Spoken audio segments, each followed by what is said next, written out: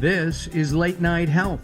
This is the radio show that cares about the most important part of your life, your health. During the next hour, the insane Daryl Wayne and I are going to take a look at a couple of things that I think touch most of us. During the second part of our show, we're going to talk about addiction and how to get rid of it, how to stop it, and what you can do.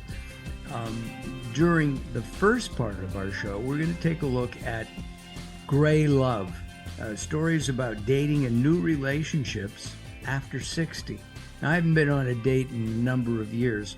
I don't know if it's the same protocol anymore, but we're going to find that out with our guest. She's shaking her head, no, it's not. This is Nan Bauer-Maglin, Dr. Bauer-Maglin, and we are talking to her from New York, I believe. Yes. Right? My favorite place in the country. Where are you? We are in Southern California in Ventura County. And I'm in Thousand Oaks, and the insane Daryl Wayne is in Ventura. Okay? So let's talk about this. I mean, we know that there are more gray-haired people around than almost any other segment of the population. And people either never get married, people get divorced, maybe even multiple times, and spouses pass away. Can people find happiness after all of that with a new relationship? Can they? Yeah. I think, and it's hard to remember statistics, so I'm hoping you remember some or can quote them. As you said, the adult population, the population over 65 is enormous, and apparently is doubling. And so there are many, many, many people over 65 alone. And of course, as you get older, there are more people alone. Can you find a relationship? I mean, that's what I wrote the book about. I actually didn't write the book. I edited the book. I wrote the introduction, and I asked people to write their stories. And I wanted to hear from people over 60, and especially later in life, 70, 80, 90. I wanted to know, were they dating? Were they trying to date? Did they find a relationship? How did they do it? And partially it came from my own experience. My husband of 36 years died in 2016. And after a year or so, I thought I would like to meet somebody, and I didn't know how to do it. As you said, you haven't dated for how many years? I hadn't dated for many, many years. And, I didn't know how to do it. I hadn't, online dating was what everyone does now. They don't meet at work, especially if you're older, you're retired. You don't meet in church or in the temple, and you don't meet in a political group. You don't meet at a bar, especially if you're my age. So how do you do it? So I was interested in finding out from people. I can remember going to bars with a couple of friends, and this is, years ago. None of us ever, I don't know why. We never met anybody. And that was before online dating, before video dating, before all of that. It was a real challenge to meet somebody. You'd walk up to a woman and you'd instantly start sweating and stammering. And I talk for a living. I remember that distinctly. Has that anxiety changed in no matter what, online dating, video dating, going to a temple or a church? Well, I think, since many more people, most people meet online now, I think that's the majority. And the segment of over 60, something like 13% are online dating, but it's growing. They're also trying to figure out how to do that. You don't have to meet at a bar and chat.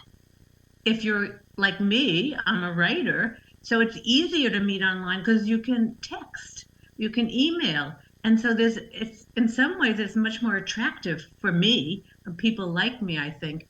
However, I do want to say one thing, which that you can get caught in texting back and forth and not going any further, and also falling in love with the words. And that's an illusion that you have to, I think you have to get out of the texting level and actually talk to somebody, either, on Zoom or on phone, or and meet them. But I did find that I was very attracted to the guy who wrote really well. And that's not something to trust totally. Interesting. I when I'm out either for lunch or dinner, and sometimes with my wife, sometimes with other people, maybe at a business meeting, I'll see a couple. They're not speaking.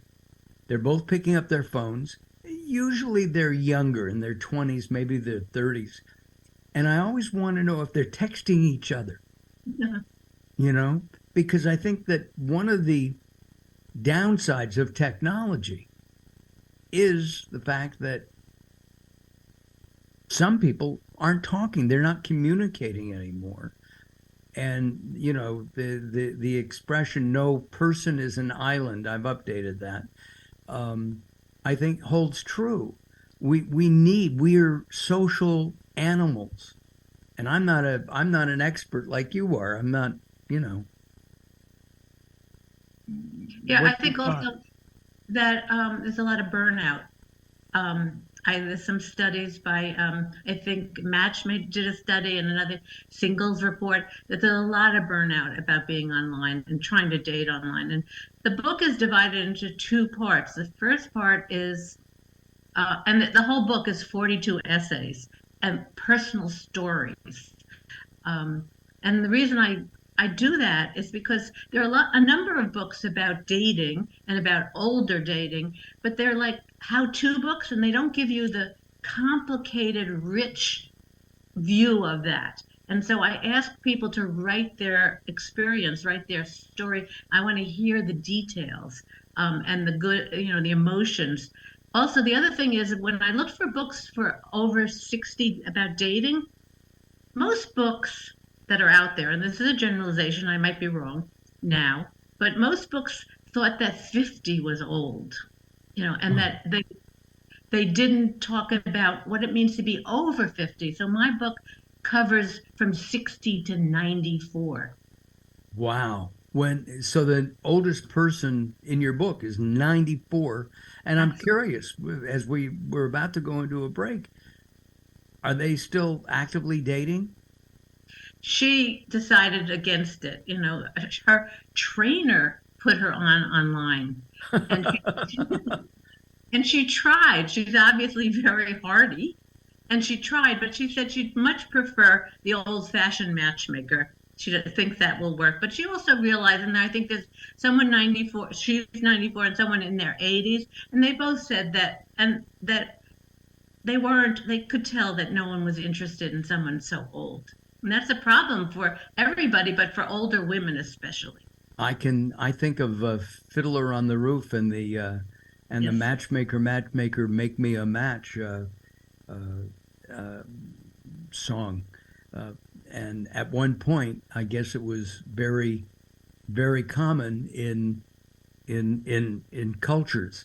We're going to take a time out. When we come back, we'll continue. I want to find out the oddest story that Nan found in her book. We're talking about gray love, stories about dating and new relationships after the age of 60. And this was edited by Dr. Nan Bauer-Maglin and Daniel E. Hood. And he's a retired professor of sociology, so he's also a doctor. So, or so I assume. Anyway, me with my little bachelor's degree and Daryl with his master's degree, we're going to turn it over to Daryl and invite you to visit us at latenighthealth.com. We'll be back as Late Night Health continues.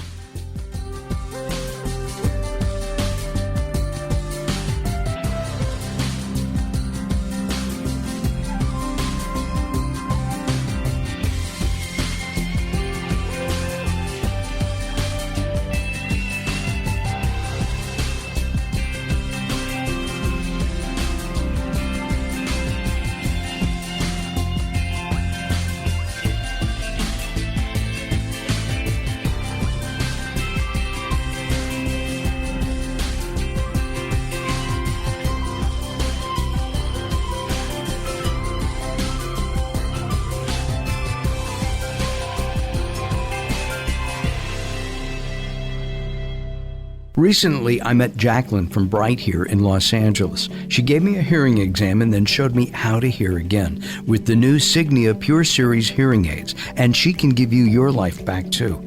I hear birds chirping, birds cooing, and even my wife. They easily connect to my smartphone. The Signia hearing aids are amazing, and with the charge and go, I don't have to fiddle with batteries and hear all day long. Not hearing is frustrating for you and your family. I know you don't have a problem, but trust me, call Bright Here now for a free hearing exam, a $125 value, yours free, just for making an appointment now. There are offices throughout the Los Angeles area. Call Bright Here now at 323-424-7100. That's 323-424-7100 for a free hearing exam. There's no obligation. Call now, 323-424-7100, or visit them on the web at brighthere.com.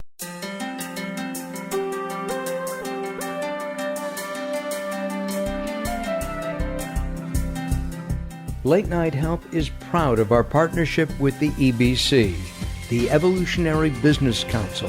Check them out at ebcouncil.com. You're listening to Late Night Health with Mark Allen. The show continues in a moment.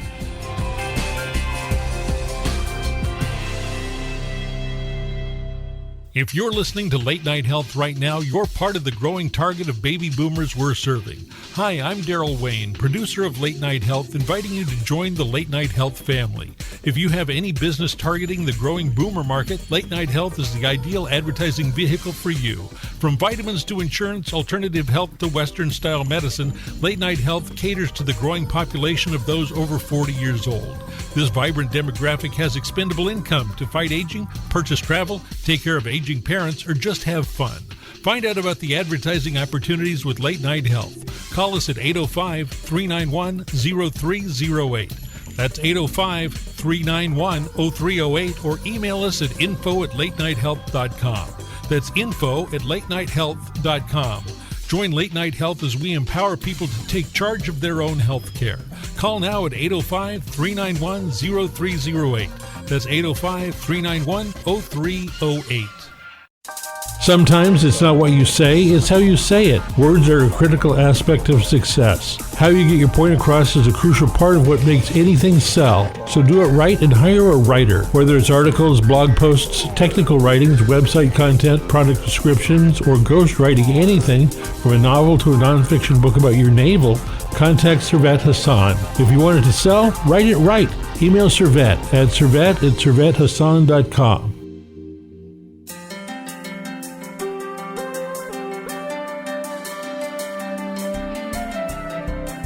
Late Night Health continues. I'm Mark Allen, along with the insane Daryl Wayne. Be sure to visit us at latenighthealth.com, and we are on podclips.io, Apple Podcast, Google Play, iHeartRadio, you name it, we're there. So if you're looking for something to keep you company and want to know about health, especially from a little bit of an alternative standpoint, join us. We'd appreciate it. Our guest is Dr. Nan Bauer-Maglin, and Nan and I are talking about her book, Gray Love, Stories About Dating and New Relationships After 60.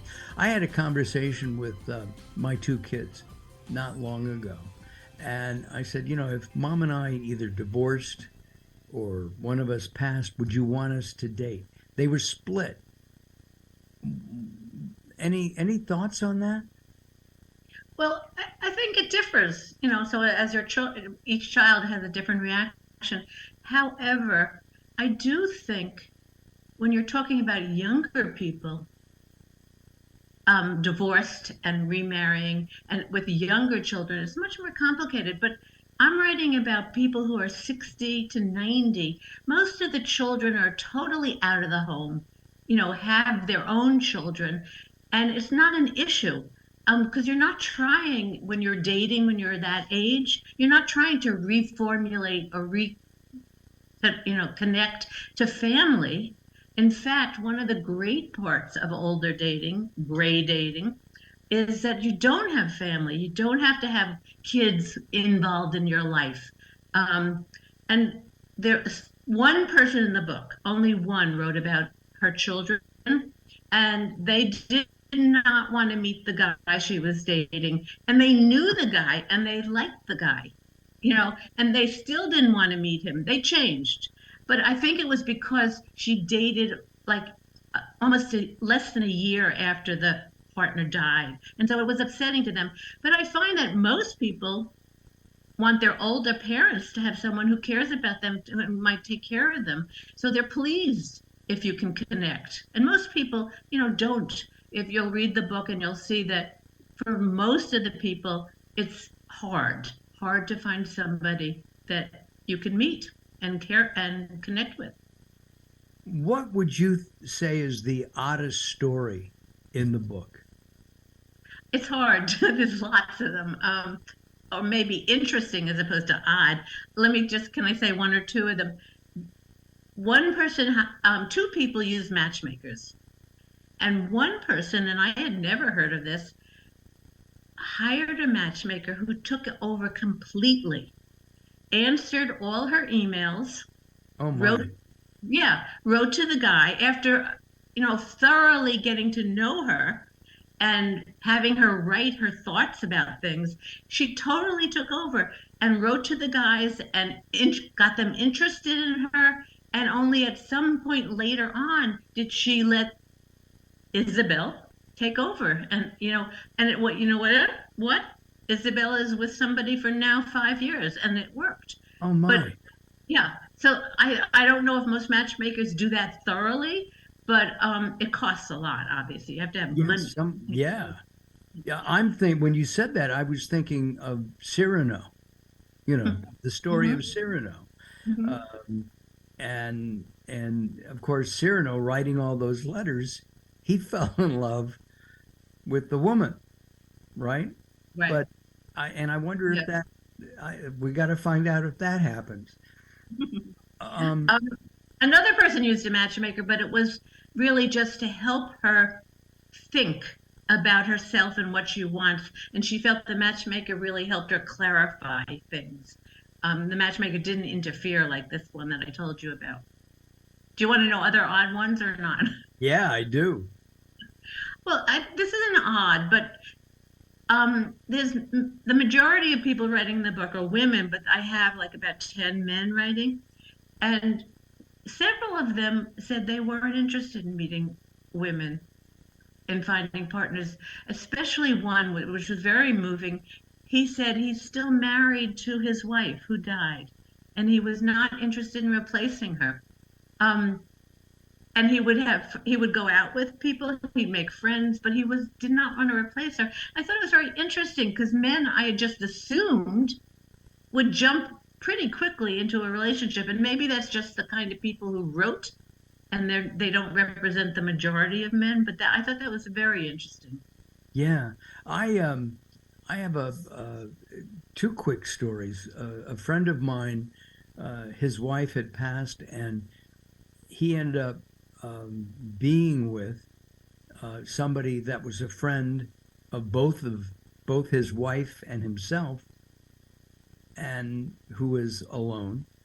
And it happened very quickly. And then another guy was in his 90s, and his wife passed.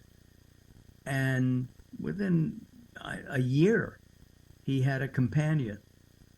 That often happens very quickly. Right. And I think it happens faster for guys, doesn't it?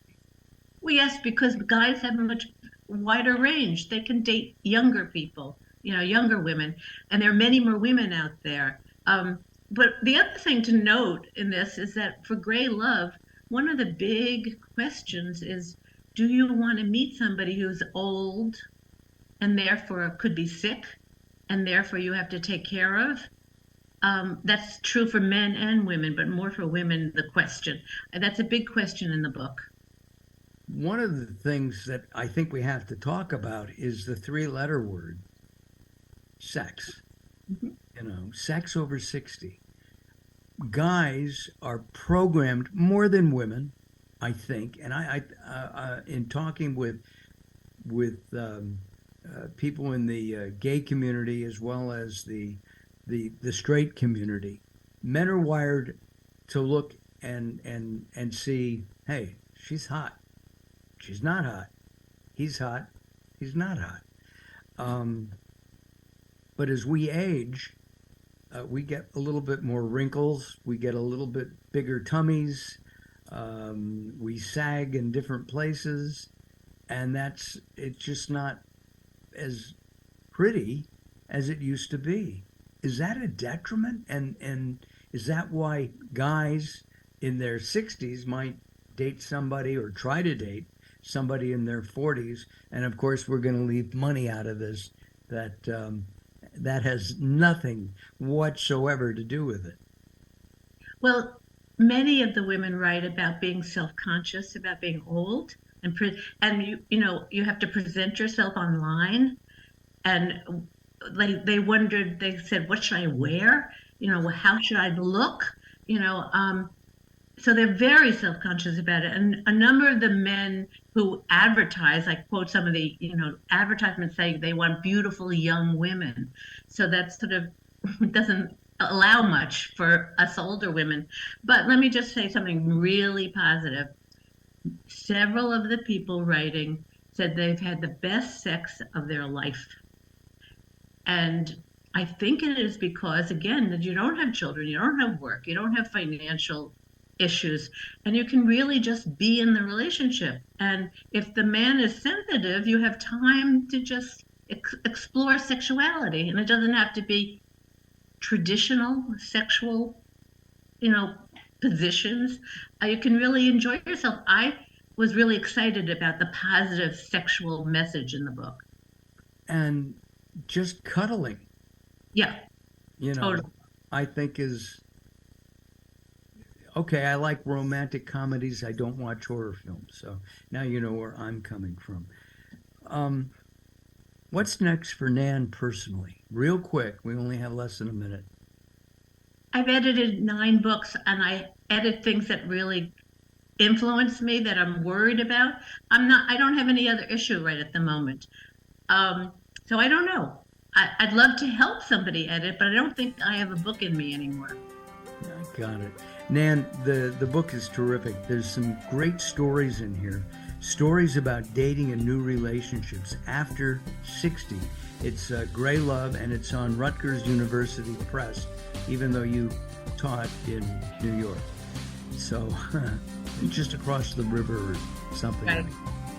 Nan, thank you very much. Hold on. I'm Mark Allen, along with the insane Daryl Wayne. Don't go away. More coming up right here on Late Night Health.